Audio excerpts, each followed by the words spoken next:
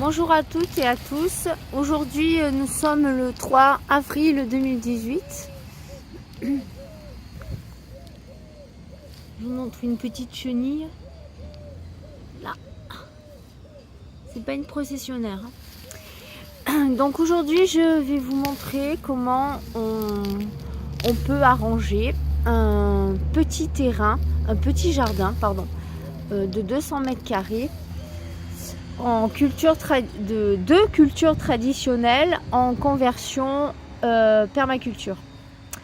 Donc voilà, là actuellement, donc là je suis un peu plus du côté nord-ouest et je dégage donc un petit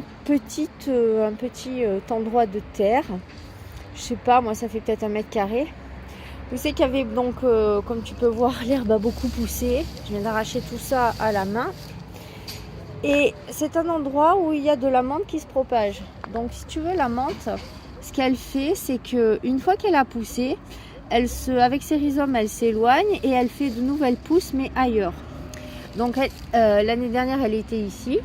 Donc ce que j'ai fait là, c'est je l'ai dégagée, je l'arrache si tu veux, et je vais laisser les jeunes pousses. Ensuite, elle s'est répartie donc d'un côté et de l'autre. Et comme tu peux le voir, il y en a ici, elle est super belle, elle commence à peine à sortir. Donc ce que je vais faire, c'est ça monte un petit peu, tu vois, une légère pente. Je m'excuse pour le bruit si c'est pas net. Donc ça fait une légère pente. Donc en fait, ce que je vais faire là, je vais bloquer ma terre pour pas qu'elle s'écroule avec la menthe pour cette année. Je vais la bloquer ici, je vais un peu la tailler, tout ça.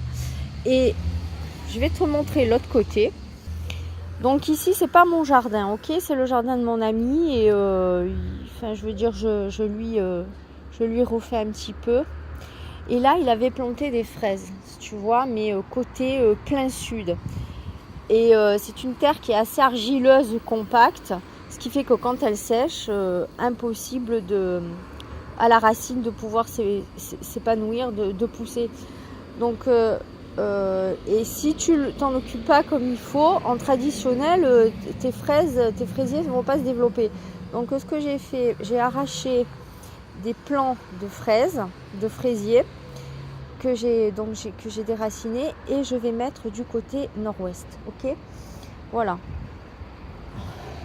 Donc en fait, ce jardin là, comme tu peux le voir, donc pour le moment il est en conversion permaculture et voilà, chez une personne, enfin chez mon ami, chez un ami, mais bon, en même temps ça sert aussi d'expérience et d'idée pour tous ceux qui veulent suivre, qui veulent passer du traditionnel à la permaculture. Là, ce sont les fèves que j'ai semées au mois de novembre, où j'avais fait une vidéo, je t'avais montré. C'est des fèves qui sont super belles couleurs, c'est des fèves de cocopelli, voilà. Par contre, j'avais semé à côté les petits pois. Alors les petits pois, la qualité des graines, je suis pas contente, hein. Elles poussent pas, elles sont pas sorties.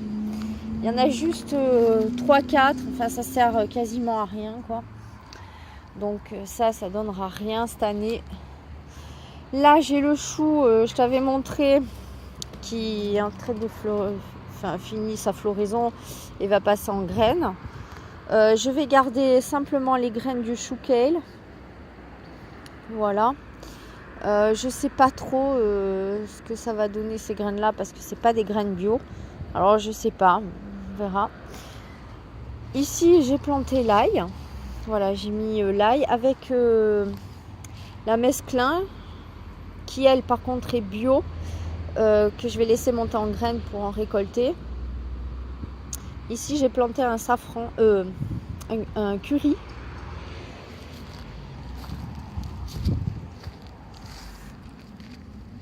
Voilà, curry. Je sais pas, c'est la première année que je plante ça. Je vais voir ce que ça donne. Donc j'ai mis exposition sud, plein sud. Voilà. Et ça fait des fleurs comme ceci. On les récolte. Puis on les met en poudre et tout. Et voilà quoi. Je pense que... Bah, je sais pas, c'est la première année, donc je regarde. Donc ici, j'ai mis de l'ail, plein sud, que j'arrose pas, hein, bien sûr. Et là, à côté d'un arbre, j'ai planté. Donc, si tu veux, j'ai nettoyé toute cette bande qui était pleine d'herbes, tout ça, qui était vachement friche.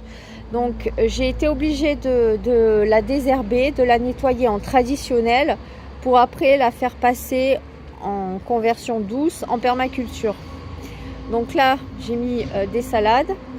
Ici, ciboulette, estragon et hysope. Voilà, je laisse pousser le trèfle qui m'apporte de l'azote. En plus, c'est hyper joli. Donc voilà, je le laisse, se développer. Ici, j'ai des artichauts. Là, j'ai kiwi. Fruit de la... Enfin, passion. Une plante de la passion. Voilà, c'est fruit de la passion, mais... un passiflore, voilà, je me souviens plus.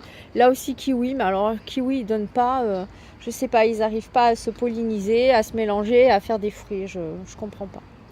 Donc voilà, pour le moment j'ai planté donc début avril les salades. J'en ai planté que ça, parce qu'après je vais mettre d'autres, je vais faire des alternés pour en avoir quasiment tout l'été. Et donc là, je vais transformer aussi cet endroit-là. Je ne peux pas dire des parcelles parce que quand même, c'est tellement petit. Ici, il y a les fraises donc, que mon ami a plantées. Voilà, qui sont exposées aussi plein sud. Alors, je ne sais pas trop. Je vais voir un peu comment je vais procéder pour qu'elles se développent un peu mieux. Parce que là, elles sont quand même assez petites. Et elles sont pas encore bien en fleurs. Et normalement, les fraises, quand tu vois que sur le marché, il y en a déjà. Donc voilà. Bon, bah écoute, c'est tout pour cette vidéo. Ah ben non, je vais planter les fraises et puis je te reprends après pour te montrer ce que ça donne. A tout de suite. Voilà. Je te reprends. Enfin, je vous reprends. Excusez-moi si je tutoie. Tu, vous. Voilà, ça dépend les fois, hein, je sais pas. Donc là, j'ai mis mes fraises, mes fraisiers. Donc côté un peu plus à l'ombre pour éviter qu'ils prennent trop chaud. C'est quand même assez fragile. Il faut savoir quand même que les fraises, les fraisiers poussent sauvages. Leur origine pousse dans la forêt, hein, donc assez ombragé, assez frais. Pour moi perso, les fraises c'est pas plein sud quoi. Bon, j'ai pas besoin d'arroser parce qu'il est en train de pleuvoir. Et pour cet endroit-là, je t'expliquerai comment je fais pour éviter les limaces naturellement avant de la faire en permaculture. Et pour finir, deux petites tourterelles qui sont en train de faire des ébats amoureux parce que la saison du mois de mai propice à la reproduction arrive. Donc ça joue des ébats de séduction. Je ne sais pas si je peux zoomer.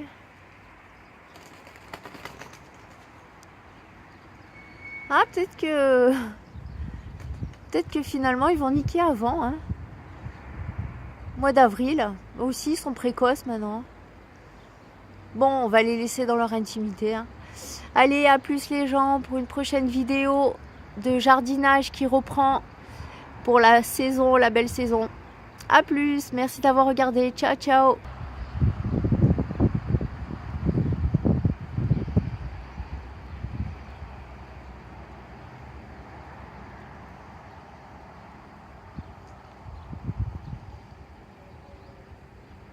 Tous ces vicieux, sérieux. Non, je plaisante.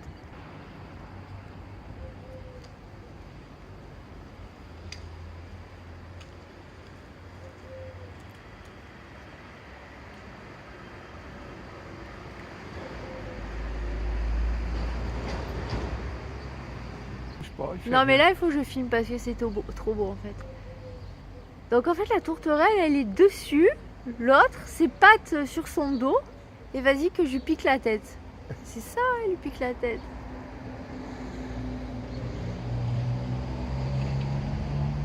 Allez on les laisse dans leur ébat intime.